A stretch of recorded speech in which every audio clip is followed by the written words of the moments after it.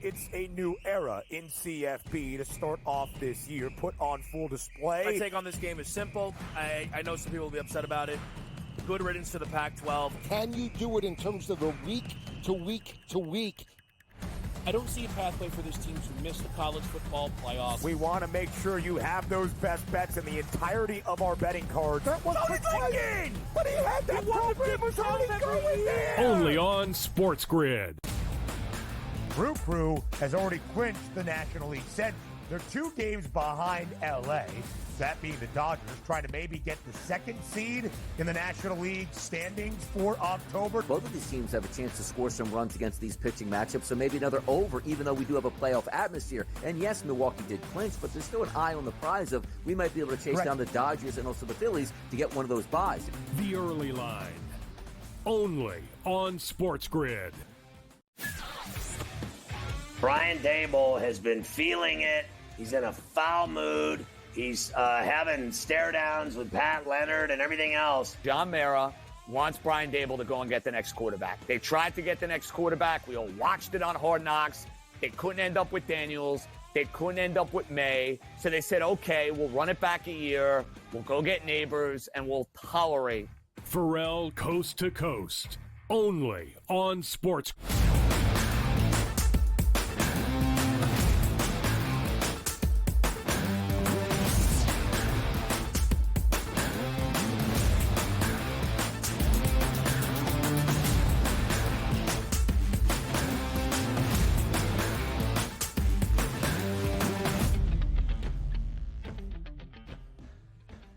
Welcome to hour number 3, our third and final live right here on the early line on SportsGrid. So much left remaining in this third and final hour. A doubleheader of Monday Night Football. We get you set for both games, first in Miami, then in the Motor City in Detroit. The best bets for it, we run a triple option. Our favorite side, total, and prop later on in this third and final hour. The prop perspective with Tom Vecchio later in this third hour as well. We'll get the injury analysis and insight from the Pro Football Doc, Dr. David Chao himself, and not just a doubleheader in the NFL to end out week number 4, a doubleheader to end out the MLB regular season in Atlanta. The Mets and the Braves will play too. Everything at stake for the 2 games in the A a little bit later on in this third and final hour as well. That's what we love, DRS. A jam-packed final hour here on the early line.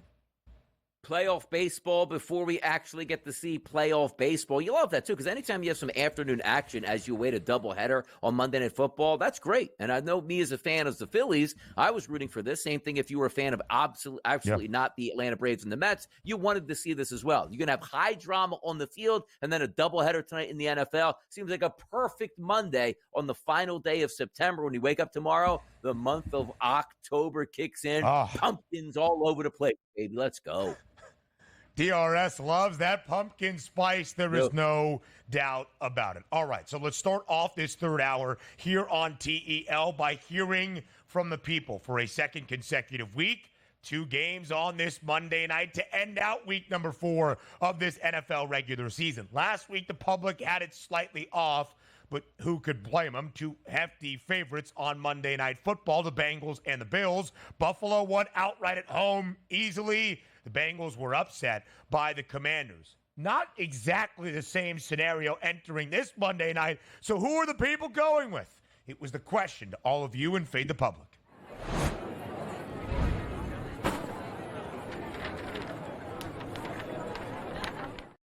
First game up is Miami and Tennessee. The Fins starting Snoop Huntley, a 2.5-point home favorite against the Titans. In the second game, Detroit lays 4.5 against the undefeated Seattle Seahawks. So who wins the 2 games tonight? Is it the Lions and the Dolphins, the 2 favorites? The Lions and the Titans, the short underdog in Tennessee. Can Seattle pull off the upset? Most of the public, DRS, 45% of the public saying it's Detroit and Tennessee. The Titans, the underdog, but the better team in Miami. Which way did you vote? I voted Lions and Titans tonight plus 230 along with the public, so I'm not fading them because I just can't trust them. It's crazy. Like I'm not trusting the Tennessee Titans, but I look at this football game and just say whoever is favored should not be favored. So I'm just going to take the points the other way, which again, we get to the triple option. I'll explain that also a little bit further. So I do think that's the right way. I think the Lions are the ones say, you know what? That's going to be my anchor of that parlay tonight. I'm going to roll the dice, take a little bit more plus money with the Titans. So that one falls to that plus 230 price. I think it's the right way to go. But by the way, if you look at all four of those, Ben, on this tweet, the one that's getting the least amount, I can't blame the public because I don't know if it's like an extra math equation that we're waiting for here because it says Seahawks plus Dolphins, and then it has the sort of the parentheses plus 365, but no parentheses on the back end. Like maybe we can add something in there, make up our own parlay here. Yeah, the public is kind of confused by that. That's why they came in last place. If you did have the other side of the parentheses, I think you might have gotten more votes there. That's just my opinion. I mean, DRS, as you know, if you don't have that second parentheses, it still feels like it's outstanding. Throws me off. And so are we laying a legal wager? Really good point by you to highlight that. I will say, it is a little bit interesting, and as we have seen this year of the underdog, we should expect at least one underdog probably to win outright or cover a number or keep a game more competitive than anticipated tonight. But normally the public would look at the two favorites and say, yeah, we're just winning outright, right? That's all you're asking. We're not saying Detroit to cover, Miami to cover. Let's lay it here. I'm starting to talk myself into the Dolphins minus 2.5, and really it's a weird place to be. It's a lot of faith, or not even faith. It's a test of faith, perhaps, and admiration for Mike McDaniel. If you are the guy that you have been your first 2 years in South Florida, if you are the offensive guru, that you stack yourself up alongside your buddies, Shanahan, McVay, and LaFleur, prove it tonight. I don't care that Snoop Huntley's been there for just over 2 weeks. I don't care that Snoop Huntley is now the starter for a week. You have known he was going to be your starter for about 7 or 8 days. Make it work tonight against a Will Levis Tennessee-led team that, oh boy, I don't think very fondly of Will Levis. He could make me eat some crow and eat my words, but I'm starting to look at Miami, and I do believe Detroit is the better side. Just to keep track, DRS, as we have said, we will track the fade the public to know if we should actually fade the public throughout this year. Most of the public, although the margin's pretty slim, did like Georgia minus 1.5. It was our FTP poll on Friday for the game of the year in college football. Alabama was second, and then the under of 50.5, of course, it went well over. So the public, technically, if we go with the leading vote getter, is 3 and 4 this year. 3 correct selections, 4 incorrect leading vote getters. Yeah, we're probably looking at the end of the season, right? 50-50, because that would mean, like, yes, the public was right half of the time there. That's probably what they anticipated. You just get juiced out at this point. But also, let's look at Mike McDaniel, right? So he's more in the spotlight now, and it's like, hey, everything's running good. Tua is my starting quarterback now, not. But also, how about the fits coming into the game? And I don't mean the run fits or the pass fits. How about the Mike McDaniel fits here? He wears the shoes with, I think he stole them because he still has the anti-theft device on there. He wears the Rolex watch that doesn't actually have time because he got hired from the, like 10:36 is when I got hired. So I bought a Rolex. So every time I look at my watch, it says 10:36. He changes the hair up this year. He's wearing those South Beach shades. Is that a problem now right now? Like maybe he's not focused on football. He wants to be in the fashion industry, Ben. Any thoughts on that affecting the game tonight? I would think a guy that just celebrated a big B-Day and got gifted some nice kicks and some Jordans would appreciate the style that Mike McDaniel is expressing on the sideline. Like he stole his shoes apparently, and by the way, how did he get out of the store without the bell ringing with the tag on? Come on now.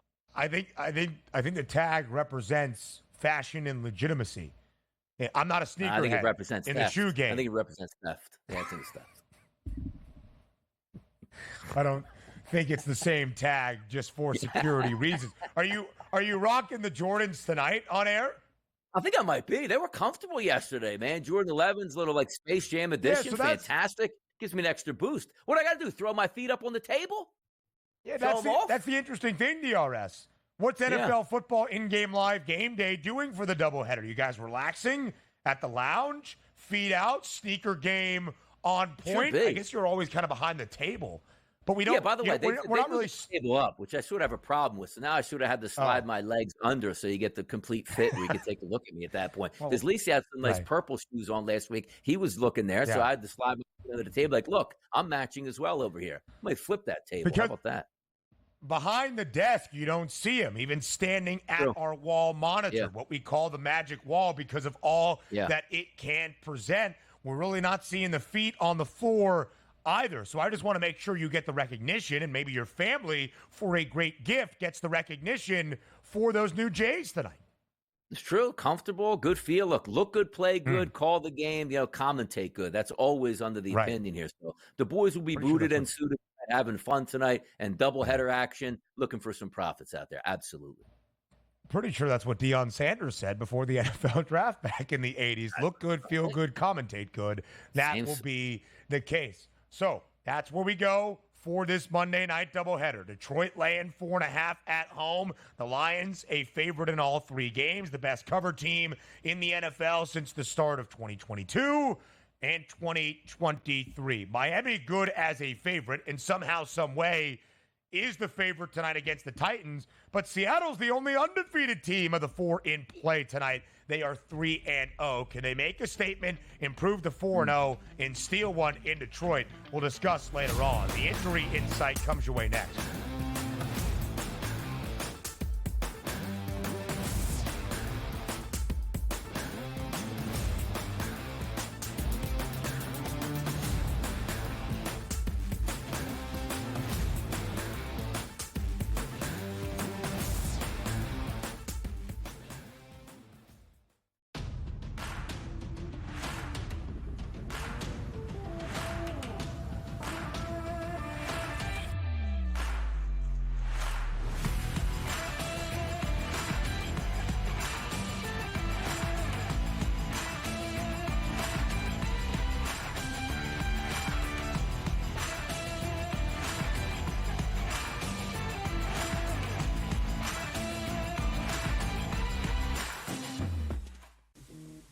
Right here with you on Pro Football Today on SportsGrid. Odds in motion, trying to see what lines have moved throughout the week. Never felt more comfortable in this set than I do for this year. I am ready. I'm just getting angry. The hot takes are going to be here all long, people. What in the world is going on in Miami, Dom? It's not particularly anything to shy away from just because many people are on top of it. Hot take, hot take. I think this line is asking you once again to take New Orleans. Pro Football Today, only on SportsGrid. The sharpest football contest show in the land, the Las Vegas Football Contest Show, focuses on Circa Sports Million, Circa Survivor, and the Westgate Super Contest, handicapping the games and releasing our contest picks every week of the season. With 2 former Super Contest winners, Brady Cannon and James Salinas, a former NFL player, Mike Pritchard, and over $1 million in contest prize money won combined, the Las Vegas Football Contest Show will have you prepared this season like none other. There is going to be an energy to game time decisions that you will feel night in and night out. We're going to go through every single thing, and I've got a great team behind me that's going to help me get the job done. I want this to be the place that people come to. We are going to hit every single one of those markets that you need to know about. There is not going to be a better place, I promise you, than Game Time Decisions. We will have everything at our disposal, and we will use that to our advantage. I'm Kevin Walsh. Tune into Game Time Decisions from 6 to 8 p.m. Eastern on SportsGrid.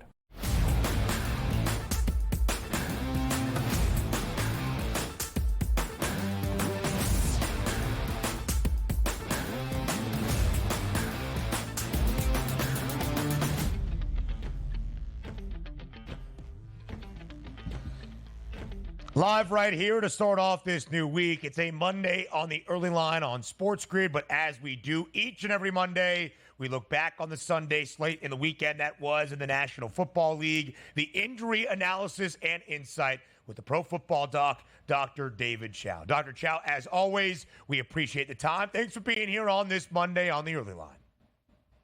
Thanks for having me. And of course, unfortunately, lots of injuries to discuss. Yep.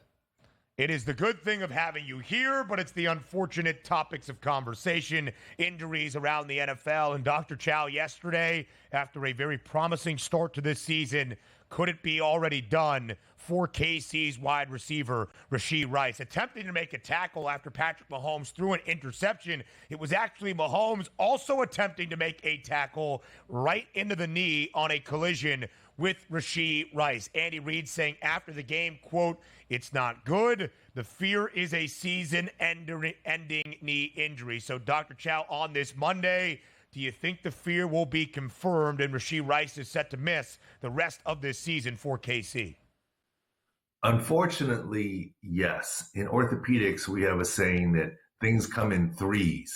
And for Kansas City, Marquise Brown, likely season with the SC joint. Isaiah Pacheco, most of the season with the ankle, and now Rashee Rice. Look, in my time in the NFL, I never walked off the field or before an MRI didn't know the bad news based on exam from an ACL tear, a positive Lockman. It's a very simple exam. We're used to teams saying, we don't know, MRI, MRI, MRI. Here, Andy Reid's being a little more honest. He's leaving hope alive, but I think they already know, which is really, really too bad. Doc, when we take a look at Rashee Rice and that injury, you've probably examined thousands of athletes, in front of your eyes here. But when you see it just on the TV, what's the mechanism that you look for that lets you know that this could be an ACL injury as opposed to something else? Well, this is different than typical. 75 or 80% of ACL tears in the NFL are non-contact. This one is contact. His foot is planted. He gets hit high on the thigh. The initial hope was hyperextension, bone bruise, maybe a posterior lateral corner ligament sprain without getting the ACL. But if the force keeps going hard enough, in this case with his foot planted in the ground there, that yes, it can then become an ACL, and that seems to be the case. An unfortunate reality for Kansas City and a couple of offensive pieces that will not be there for most, if not all, of this 2024 campaign. Let's go to Indianapolis, Doc. The Colts getting their first win of the year, handing the Steelers their first loss. And it was a great start in Indy yesterday for the young quarterback, Anthony Richardson. But then he was sidelined for the remainder of the game. The veteran Joe Flacco takes over. At the end of the opening quarter, Anthony Richardson was bounced from the game twice in about a 4-play span. What injury do you think plagues AR moving forward? What's his prognosis the next few weeks for Indianapolis? Well, he takes a lot of hits running the ball. He took a hit on his right hip, and to us, it was a right hip pointer from the war room. He came back into the game and then had no power on that leg and fell down and then left and stayed. People think he's fine because he stood on the sideline. But here's the thing with hip pointers. It swells overnight. We got to see how he does here the next day. And it is potentially possible for him to miss a game or two. It's not an IR injury, but given the mobility that he has, it easily could cost him a game or two. It's not long-term, but it can be one of the more painful things. The only way to play through is somehow to get a game day injection, etc., and that's no fun either. So expecting potentially some missed time. And of course, Jonathan Taylor also in that game, a right high ankle injury, and both Taylor and Anthony Richardson's hip pointer have now been confirmed by media. And it's said to be minor, Jonathan Taylor. No big deal. I'm okay. But there's no such thing as no big deal high ankle sprain for a running back. Remember, Joe Mixon recently returned to the Houston Texans game and now has missed the next 2 games for his, quote, mild high ankle. So not saying it's going to be injured reserve for Jonathan Taylor, but high ankle, still high ankle. And it is on the same right ankle that he had previous problems with and started a season on injured reserve, etc. Injuries do tend to pile up in the NFL. We do have 2 Monday Night Football games tonight. Heading over to SixScore.com, looking at the field view, Doc. How about this game tonight? The Tennessee Titans, a lot of green and health on offense, but that's not the same with the Miami Dolphins. A lot of injuries here to the Miami Dolphins. How do we look at this football game tonight between the Dolphins and the Titans? Look, just remember at Sports Injury Central, we grade health. We let the odds makers and the public, and they'll set the lines and move the lines. So yes, Tennessee on offense is healthy. Does that equate to production? That's for you all to decide. But they are healthy. Okay, you have to think Will Levis is going to be conservative in terms of another pick six, and he might end up losing his job. But as you just see there, the Dolphins offensively, we know to my early prediction last week that Snoop Huntley would be the quarterback has come true. Obviously, it's left tackle, left guard for the Dolphins that are the big deal issue there. The Titans do lose key corner Chidobe Awuzie and may not have Jeffrey Simmons, so maybe their two best players. So there's a lot going on there in Miami in the first part of the two games. Yeah, certainly so. A lot when the Dolphins are on the field offensively. Let's get to the second game, Doc, of our Monday night doubleheader in Detroit. The Lions host the Seahawks. What's the field view looking like for both of these teams entering this Monday night in the Motor City? Well, a lot of linebacker issues for the Seahawks on defense and a key injury on offense for the Detroit Lions with Frank Ragnow, their center, a longtime center, quarterback of the offensive line with a pec injury there for Detroit. There's the view with the linebacker issues on Seattle and the center. So that's where a lot of the attention is going to be on that part of the field view. The great work from Dr. Chao and his team at Sports Injury Central, SICScore.com. That's SICScore.com for all of that health information and more. Dr. Chao, as always, we appreciate the time. Thank you. A doubleheader on Monday Night Football to a doubleheader Monday Baseball in Atlanta up next.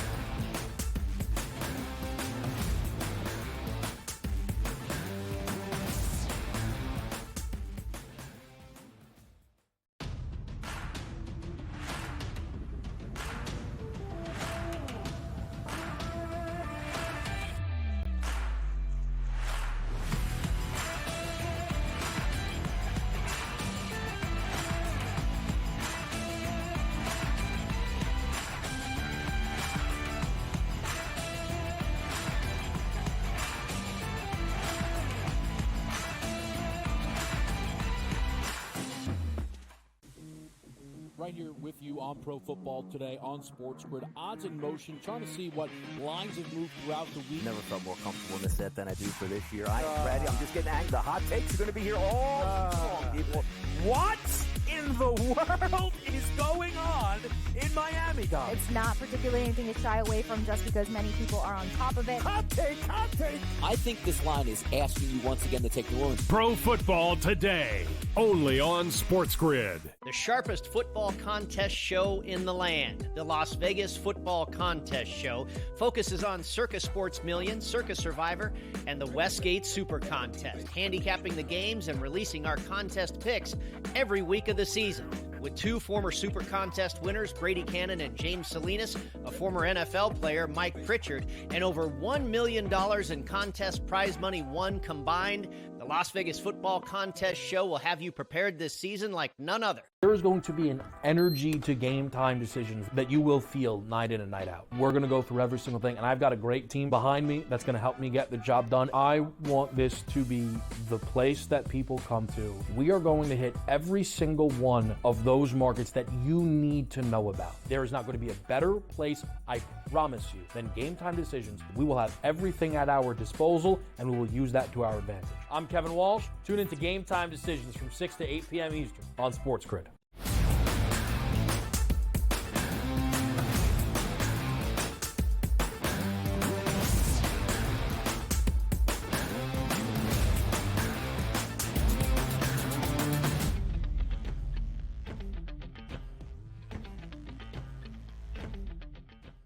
The final day of the MLB regular season. We will play 162 in Atlanta. In fact, not just 162, but 161 and 162 between the Braves and the Mets. Here is what is at stake today in the doubleheader in the ATL. If the Braves sweep, it will be the Braves and the Diamondbacks making the postseason. If the Mets sweep, it will be the Mets and the Diamondbacks making the postseason. If they split, it will be both of the National League East mates, the Mets and the Braves, making it to the postseason. DRS, you seem pretty convinced the most likely scenario is a split today.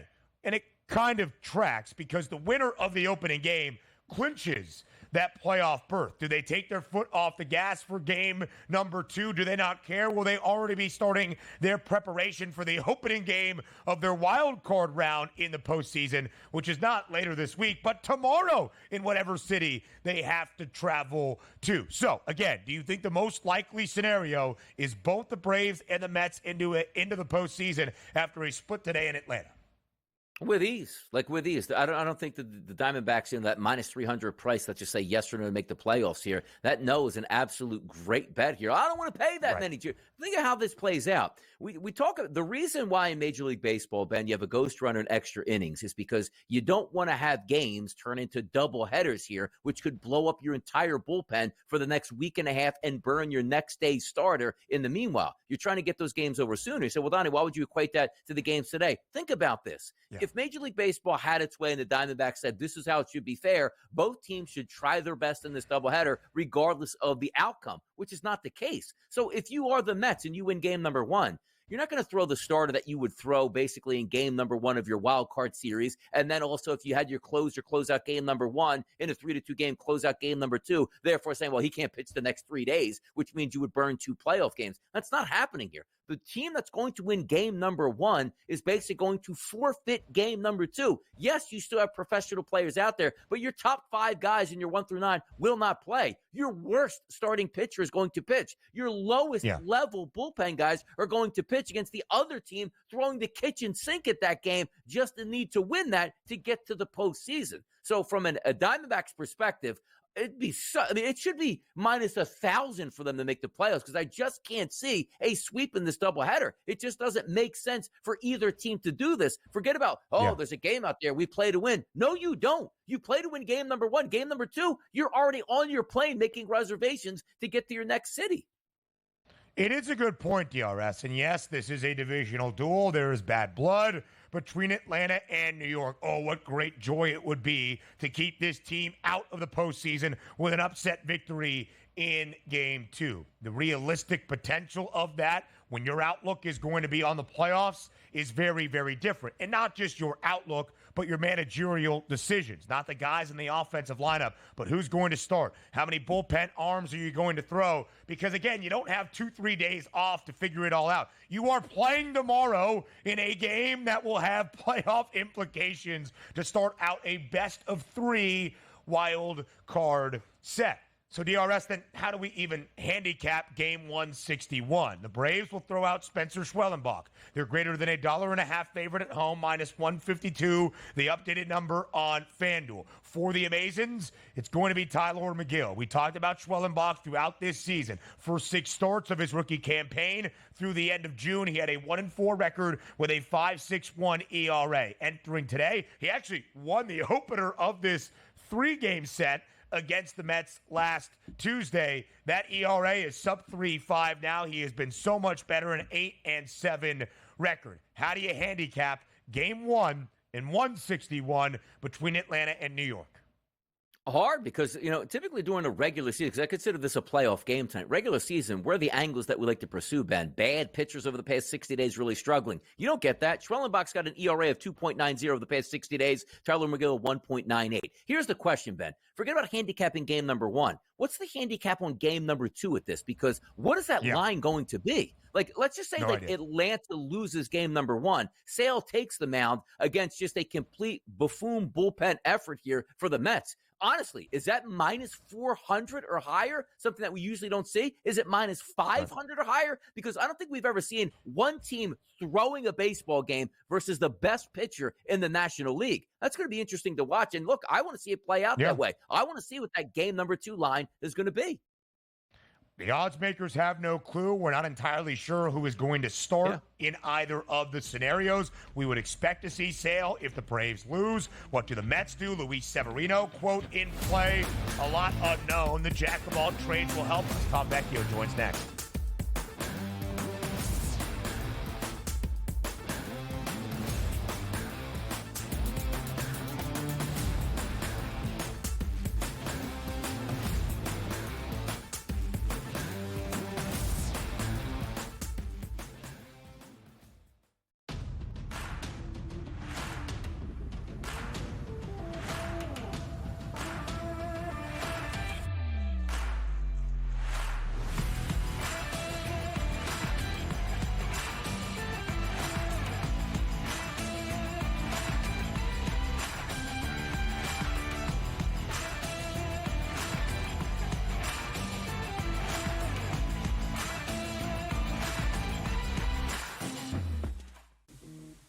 right here with you on Pro Football Today on SportsGrid. Odds in motion, trying to see what lines have moved throughout the week. Never felt more comfortable in this set than I do for this year. I'm ready. I'm just getting angry. The hot takes are going to be here all season long, people.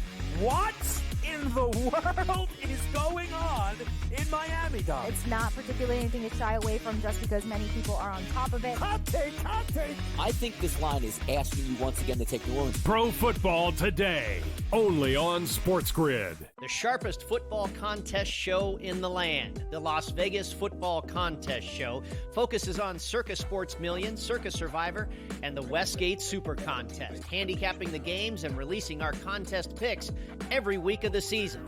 With two former Super Contest winners, Brady Cannon and James Salinas, a former NFL player, Mike Pritchard, and over $1 million in contest prize money won combined, the Las Vegas Football Contest Show will have you prepared this season like none other. There is going to be an energy to game time decisions that you will feel night in and night out. We're going to go through every single thing, and I've got a great team behind me that's going to help me get the job done. I want this to be the place that people come to. We are going to hit every single one of those markets that you need to know about. There is not going to be a better place, I promise you, than game time decisions. We will have everything at our disposal, and we will use that to our advantage. I'm Kevin Walsh. Tune into Game Time Decisions from 6 to 8 p.m. Eastern on SportsGrid.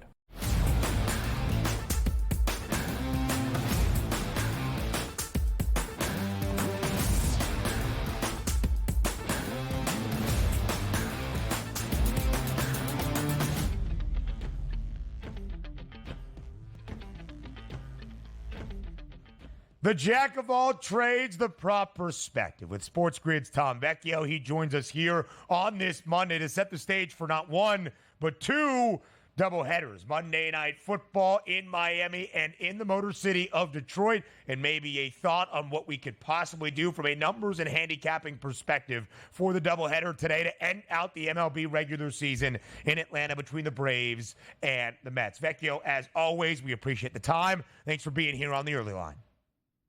Thanks for having me. Yeah, we are in for an exciting day of sports. Like you said, two Monday Night Football games, one of which should be very good, one of which should be very bad. And then an awesome scenario in baseball, which you guys were just talking about. And we were talking about, just before we came live, there's a lot going on when it comes to baseball. Let's get to it all. Let's get to it all, Vecchio, and let's start with the not very good Monday Night Football game to get it out of the way. The Dolphins somehow, some way, booked as a home favorite, laying 2.5 tonight in South Florida against the Tennessee Titans. 37.5 is the total. Snoop Huntley will make his debut for the Dolphins. Will Levis just turned the football over as I was speaking. So, Vecchio, with these numbers, how do you figure the game plays out tonight in Miami? This is going to be a low-scoring game, probably decided by the field goal, as the spread would indicate. We got to remember, Huntley was on the Ravens practice squad, so he's essentially like a fourth-string quarterback, and I just don't see a scenario where they want him to throw the ball 35 times. And we're seeing some of these lines for Tyreek Hill down at 52 yards. I think it opened at 50. That is a prop we've never seen for him. Waddle's down at 37. What are we going to be seeing from the Dolphins? The Titans, if they lose this game, their season's over. But I have a really interesting angle when it comes to the backfield for the Dolphins, and I think that should be the key point of their offensive game plan tonight. Yeah, we'll get to those props in a second. Looks like Mostert's not going to give it a go tonight, so Devon Achane should be center stage here. But I do want to keep it with the quarterbacks itself, because when you get games where you don't expect there's a lot of points, it is reflective in some of the totals that you get. Typically, hey, quarterback's going to throw for 230, 240, 250. If we look at the FanDuel Sportsbook this morning, Tom, Tyler Huntley, 165.5. Will Levis, 196.5 to throw touchdowns here. They're both listed at a half, not even a 1.5. Now, granted, it's heavily juiced. The expectations for you, Tom, tonight from Huntley and Levis, what is it? They're super low, and maybe the best props that we could be getting would be Will Levis to throw an interception, which I think is sitting at minus 140 or 142. That might end up being the best, because let's say the Dolphins do get out to a lead. By some miracle, they actually put up points compared to what we saw from them last week. the Titans are going to have to pass the ball, and that's like a worst-case scenario for them with Will Levis having to throw the ball 35 times against basically any defense. So maybe an interception prop is the best way to go about things. I have a slight amount of interest when it comes to Will Levis over on completions simply because they have to move the ball in the air. These are not going to be like effective or like amazing passes, but over 18.5 is a number I think he can get to despite it being a bad game.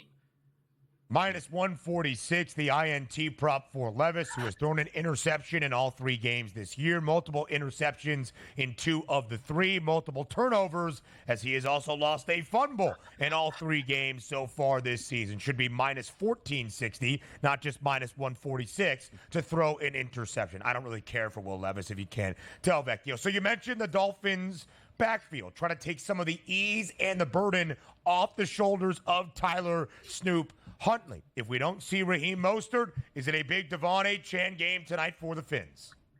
It is, and like Donnie, like you just said, like he should be front and center, and Achane that is. So over 13.5 rushing attempts. It was sitting at plus 100. It is now up at 14.5. I think it's minus 110, minus 120, thereabout. This is the game plan for the Dolphins. Do not put the ball in Huntley's hands, again, 30, 35 times. Can he throw the ball 18, 22 times, somewhere around there? Sure, that's fine. But getting the ball to Achane, who has been great. We saw him great in the game against Buffalo, obviously not as so much against Seattle last week. But get the ball into his hands, move it efficiently, keep third down to 3rd and 5, 3rd and 4s, get manageable passes for Huntley, and try to come away with a 3-point win. Like, that is the game plan for the Dolphins tonight. Yeah, it should be interesting to watch it play out. 37.5 is that total, and probably going to be right around that number, if not less. Seattle Seahawks and the Detroit Lions. How about this one? Look, Motown's fine as Seattle comes in unbeaten. But, Tom, they haven't played anybody. The Detroit Lions come in as a 4.5-point favorite in a total of 46.5. Let's get some thoughts on the Seattle Seahawks-Detroit Lions game from you. Yeah, like you just said, they haven't played anyone, and I've seen a lot of talk about the Seattle defense being great. We have to take this into context. They played Bo Nix in week 1, a rookie quarterback, on a road game. They played the Pats doing absolutely nothing on offense, and then they played the Dolphins last week, the first game without Tua Tagovailoa, when Skylar Thompson and Tim Boyle saw the field. Their defense has great numbers from a box score perspective, but I want to say, let's pump the brakes on that. Will they end up actually being good? Maybe, but they haven't played anyone. They have not played an offense as good as the Lions at home on the turf with these great offensive options around Jared Goff. So I'm expecting big things from the Lions against this defense that is facing their first true test of the year. Seattle, second best total defense in the NFL, but are they really that good? Again, to Vecchio's point, the Broncos did end up scoring 20, and the Patriots even scored 20 in week number 2. So, Vecchio, you see that. It's the first total this year, sub 50 for Detroit at 46.5. The Lions, one of 8 teams entering week 4, under in all 3 games, and under by an average margin of 2 touchdowns. What do you expect out of the Lions offense tonight? And who might be making the biggest impact for Ben Johnson's crew tonight in Detroit? I expect good things from the Lions offense tonight and good things from this game. I don't expect great things. I actually have under 48.5 in the game when it first opened up. So, you know, I'm on board with a modest amount of scoring, not some massive 30 to 33 game, something that we're going to be seeing. I want to be specifically targeting Jameson Williams for the Lions. Over 20.5 for his longest reception and over 42.5 yards. This is the double dip. We can get this done on one play. First 2 weeks, he had a 52-yard reception, a 50-yard reception. We look back to last season. He's routinely breaking off these 30, 40, 60-yard catches. He has a 14.0 ADOT. He has a 44% air yard share for the Lions. Those are both highest on the team. This is their big play threat. They have the underneath options with Amon-Ra St. Brown, Sam Laporta, who should be good to go, Jahmyr Gibbs coming out of the backfield. Those are the moving the chains players. Williams is that deep ball shot with Jared Goff. Again, testing the Seattle secondary for the first season. He can get this done in one play, hopefully in the first half. If we look at that Seattle team here, Geno Smith playing decent football again, and it's going to be in a dome, so we expect a pretty good track tonight. But if we're looking at the 3 wide receivers here, DK Metcalf, Smith and Jigba, and Tyler Lockett, is one of those here, Tom, that you're looking more than the others to possibly score a touchdown tonight? Yeah, that's going to be JSN, Jackson Smith and Jigba. He is second on the team when it comes to total target share. DK is up at 23.8. JSN is at 20.8. We see them tied with total receptions. There's not a whole lot of red zone usage just because they haven't had a whole lot of chances. We've seen DK with these big, long touchdowns, so they're just not in the red zone. But again, I'm always going to buy into a player that has high offensive usage, high snaps, high yards per route run, high target share, and he just hasn't scored yet. I said this last year with Chris Olave. I'm going to go back to the well time and time again for a talented receiver who's up at plus 210 for a touchdown. He has the second highest target share. And a game that we're expecting to have a modest amount of points, give me JSN tonight. Really like that look, Vecchio, at greater than a plus 2-1 number. Let's go to the final day of regular season baseball this year. You've been with us each and every week throughout this year, but especially in the summer months as the jack of all trades. The Braves, a minus 152 home money line favorite against the Mets. From a pure handicapping perspective, Vecchio, how do you approach this doubleheader today in Atlanta? It is really, really tough. And the play, as I've said before about playoff games, it might be unders on strikeouts, except if the Braves lose game one. If the Braves lose game one, it is all aboard the Chris Sale train. And admittedly, I was very wrong about Chris Sale this year. I got called out by my friends in my fantasy baseball chat last night. I was very, very wrong about Chris Sale, but he has been awesome this year. And if he's going to be facing a watered-down Mets lineup, it is not just Chris Sale over 7.5 strikeouts or over whatever it is, but it's Chris Sale 8+, 9+, 10+, a true ace on the mound for the Braves in a must-win game. It is going to be insane to see what the numbers are for that second game, regardless of who wins game number one. Vecchio, we'll see you later on SportsGrid. The early line continues next.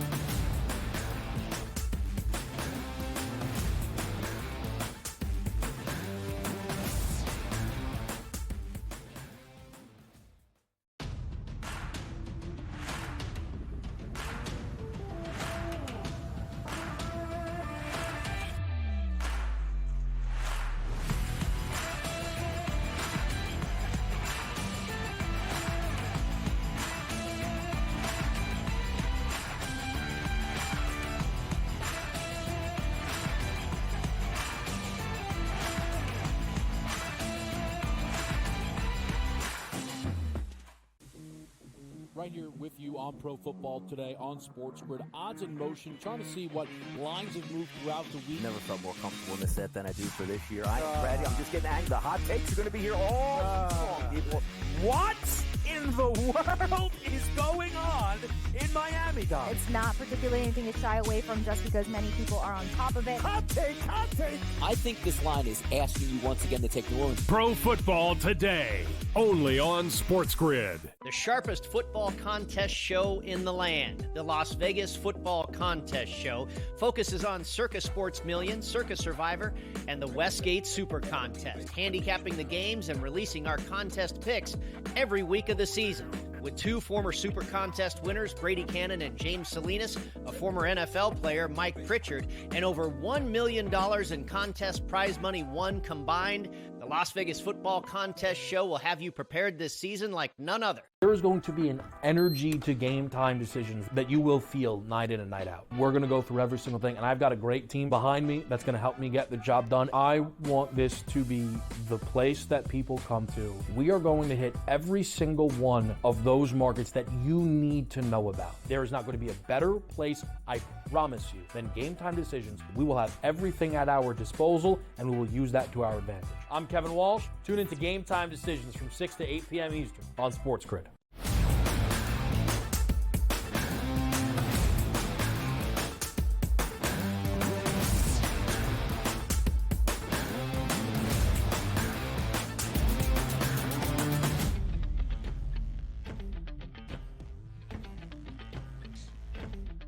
Time to establish the run ahead of the Monday night doubleheader here on the early line on SportsGrid. We run the triple option. It's our favorite side, total, and prop from either of the two games that we have to end out this week 4 slate around the National Football League. 2 of them on this Monday night. First, it's in Miami. The Dolphins laying 2.5 at home against the Titans, a modest total at 37.5. Will we have a pick from that game, Donnie, I'm proud of us. Both you and I found a number in that game that entices us enough to include in the triple option. And, of course, it's the nightcap in the Motor City. Detroit hosting the undefeated 3-0 Seattle Seahawks. So let's start in the triple option. What is your favorite side of this Monday night doubleheader?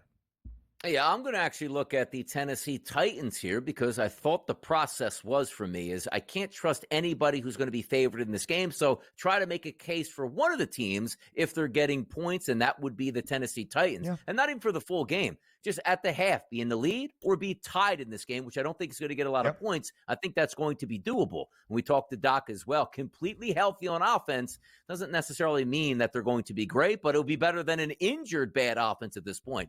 Two capable wide receivers, two capable running backs in the backfield. Will Levis, if you can just say, you know what, I'm not going to throw that interception or fumble this football until the second half, I do think you might be able to get a decent performance out of the Titans, which, again, is not really a reflection of them, Ben. It's a reflection of the Miami Dolphins and what I think I'm getting out of their offense tonight, which I don't think is going to be a ton. If we're sticking with Devon Achane on the ground, going up against Tony Pollard, I can look at that halftime and say we might be staring at 7-7. 10-10, 13-10, 10-7, you know what I mean? Where it's going to be close in the balance. And I do exactly. I think the Titans can be at least tied or have the lead at the break against this Dolphin offense. I went with my side as the Titans first half plus 1.5 at FanDuel. Listen, I think it's a really smart look, right? Because you would kind of bake in even the fact that Will Levis has been a disaster this year, that they're the more comfortable and ready side. It's the same cast and crew all 3 weeks as it was throughout the preseason, throughout training camp, all that good stuff. Miami has a lot to figure out. It will be Snoop Huntley's Miami debut tonight. He was signed just about 2 weeks ago. They have known he is going to be the starter just for this past week. But I'll get to my thoughts about Miami in the long haul in just a moment. My favorite side, rather simple. Detroit laying 4.5. 3.5 was a better number earlier this week. It would be what I highly recommend, but it is now gone. I'll lay the 4.5 with the Lions. They've been the best cover team in the NFL since the start of 2022. They've been the best cover team in the NFL since the start of last season. They are both 2-1 straight up and against the spread this year. They've been favored in all 3 games. Last year, they were 11-5 against the spread as the favored side. It's pretty simple, DRS. I think Seattle will be a fine team. I think they will flirt with 500. They are not going to be an undefeated team for much longer or even after tonight. The level of competition just has not been there for the Seahawks. If they make me eat my words, congrats. Seattle is a formidable 4-0 side. Maybe kind of readjusts how we look at the NFC West. All of that can be baked in if Seattle pulls off the upset tonight. I just don't see it happening. I think Detroit wins by a touchdown. They'll cover as a 4.5-point home favorite. I think it's the right side to do as well because you're also looking at adversity, which technically we really didn't have much of Seattle. I think that game went to overtime against New England, but you're now going to get that's what an offense looks like against our defense, because if you're just looking at some of the grading systems, it looks like the Seattle secondary, which includes cornerbacks and safeties, should be the best in the NFL. Then they don't actually downgrade those based on the talent that you play. You're going to get top flight wide receivers, top flight running backs, top flight offensive line, a very good offensive coordinator, and a capable quarterback tonight to really stress. And also, you don't have the elements to creep in. Like, hey, it was really windy or rainy that day to keep it down. You're in the dome tonight. It's going to be full go, and I expect Detroit to have a pretty good day, like a 27-20 type final. I don't know if Detroit completely rolls here, because Seattle is a respectable football team, but I think you're right about this. It's under the thought premise, Donnie, just pick the winner tonight. I think it's going to be Detroit. Well, then you got to lay the 4.5. Simple as that. Yeah, I would agree, DRS, with that thought process, which goes into your favorite total. Seeing some points tonight in Detroit. I'll just say this. The Lions, one of 8 teams that entered week 4, having gone under in all 3, but all 3 of those totals were north of 50. They were under by a considerable margin, by an average of 14 points, 2 touchdowns per game. But this is their first sub 50. It's at 46.5. And just kind of to echo your point here, DRS, on that favorite total that I like as well, especially if I think Detroit is going to cover. Seattle did allow the Broncos and the Patriots to score 20 points against them in the opening 2 weeks. Yes, and that is certainly going to play into that at that point here. But I do think that Detroit is the better side overall. I think those points are going to come, and certainly over 46.5, I think does make a lot of sense also. Pushing the football down the field. If the way to attack Detroit secondary, if You're going to have 3 really good wide receivers. It's up to Geno Smith. If I get good Geno Smith tonight, they should be able to move the football and be competitive tonight. That's what I'm anticipating here tonight. Jared Goff's number 240.5, a number he has been well under in both of Detroit's wins. Just something to pay attention to. I think a win and a good Goff night in store for the Lions. DRS, it's something we talked about earlier. Metrically, stats-wise, there's not anything really for me to back this up. In fact, Miami is the worst scoring offense in the National Football League. Yeah. 19.5 is the team total for the Fins tonight.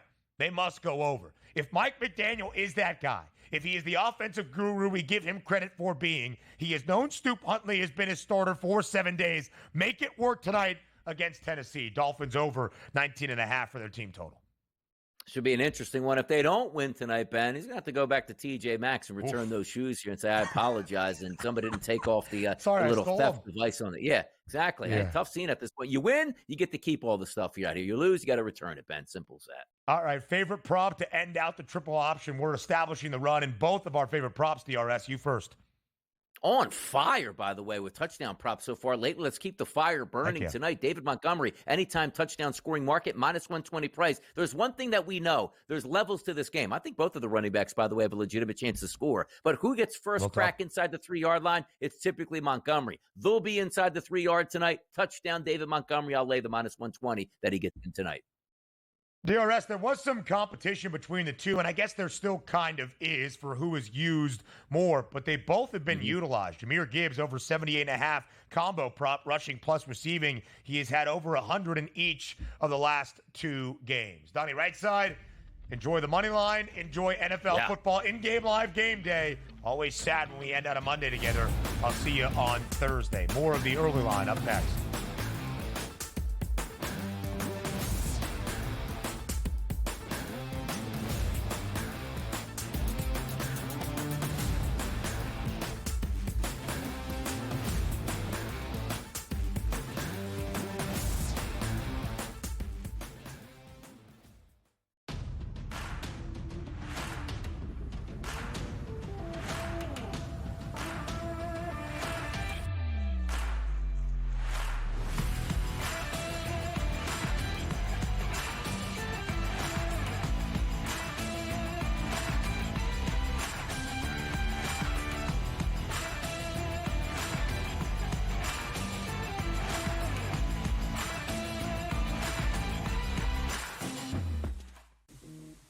Right here with you on Pro Football Today on SportsGrid. Odds in motion, trying to see what lines have moved throughout the week. Never felt more comfortable in this set than I do for this year. Brady, I'm just getting angry. The hot takes are going to be here all people.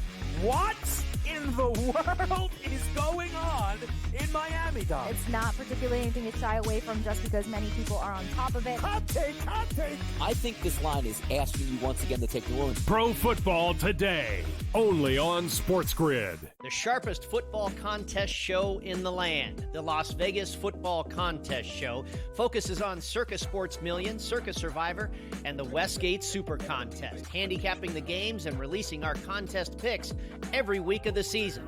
With 2 former Super Contest winners, Brady Cannon and James Salinas, a former NFL player, Mike Pritchard, and over $1 million in contest prize money won combined, the Las Vegas Football Contest Show will have you prepared this season like none other. There is going to be an energy to game time decisions that you will feel night in and night out. We're going to go through every single thing, and I've got a great team behind me that's going to help me get the job done. I want this to be the place that people come to. We are going to hit every single one of those markets that you need to know about. There is not going to be a better place, I promise you, than Game Time Decisions. We will have everything at our disposal, and we will use that to our advantage. I'm Kevin Walsh. Tune into Game Time Decisions from 6 to 8 p.m. Eastern on SportsGrid.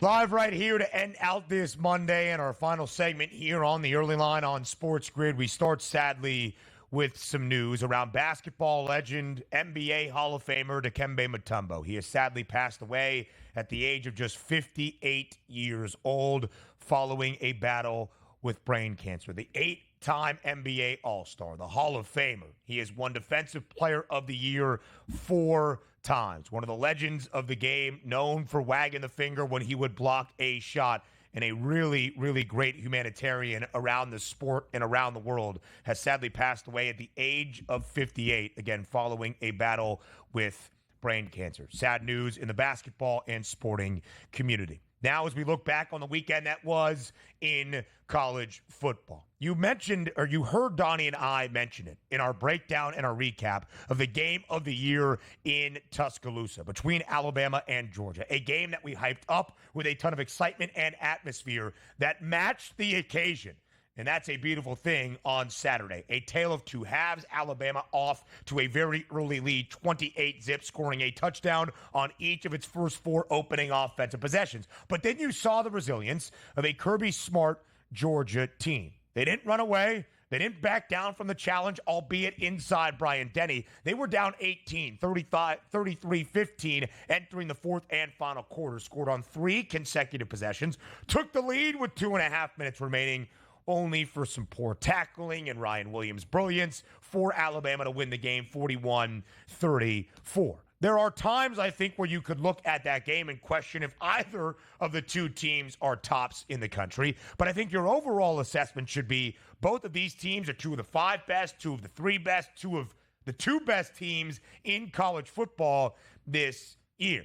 And we made this point a few times at the end of a season ago. This was just the 3rd regular season matchup between the Bulldogs and the Tide since the start of 2015. But we had seen them meet 3 times in the postseason prior to Saturday night since the start of 2021. Twice in the SEC championship game, once in the national title game. And because of Alabama knocking off Georgia in an upset last year in Atlanta in the SEC championship game, it was the Crimson Tide onto the college football playoff. Georgia left on the outside looking in. Some would tell you, what do you need an expanded college football playoff for? That was a playoff game for a conference championship at stake. And I understand the argument. But now in the regular season, did you feel as though the significance was diminished on Saturday watching that thrilling game? Did you feel as though, hey, what a great game I watched for 3.5 hours, but it didn't really matter, did it? Did you feel that?